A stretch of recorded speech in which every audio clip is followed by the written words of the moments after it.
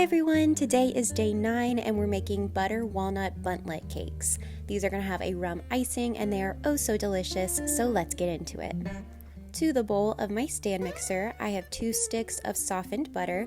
My butter wasn't softened as much as I would like for it to be, so I just let it whip a little bit with the paddle attachment.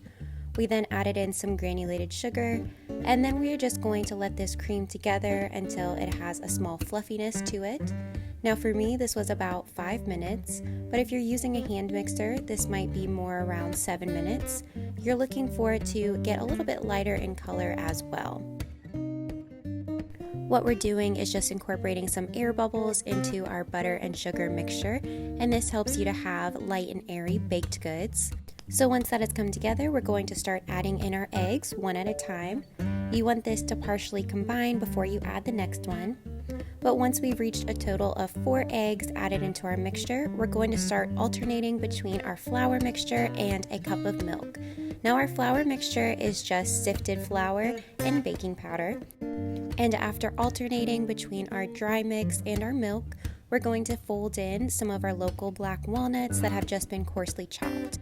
Now you can make this in a typical cake pan, but I wanted to use my buntlet pan. I made sure that these were greased very well with butter and made sure to get in all of the nooks and crannies. I also dusted them with some flour and made sure to get all of the sides just so that these release once they come out of the oven.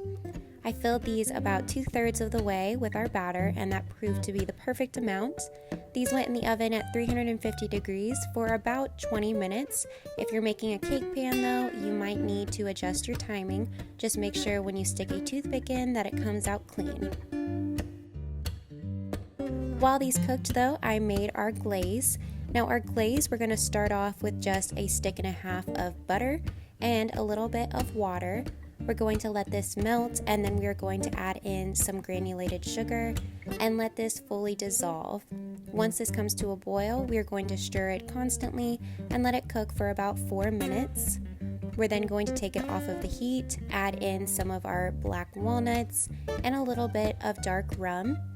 We're going to mix this together and it should have a nice glazy texture to it. Once out of the oven, I let these cool for only 5 minutes and then I inverted them over a cutting board and they all released, which was a huge sigh of relief. Once cooled, we're going to use toothpicks to just poke some holes into our cake so that the glaze can sink in and really soak through. We're going to just drizzle our glaze all over these cakes and a little bit extra onto the plate, because the longer that these will hang out in your fridge or on your counter, the more glaze they will soak up and the better flavor they will have.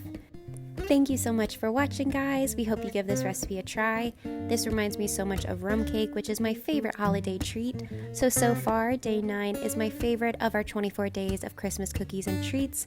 But tomorrow is day 10, and who knows, maybe that will be your favorite recipe that we've done. So tune in tomorrow for day 10. We hope to see you then. Bye, everyone.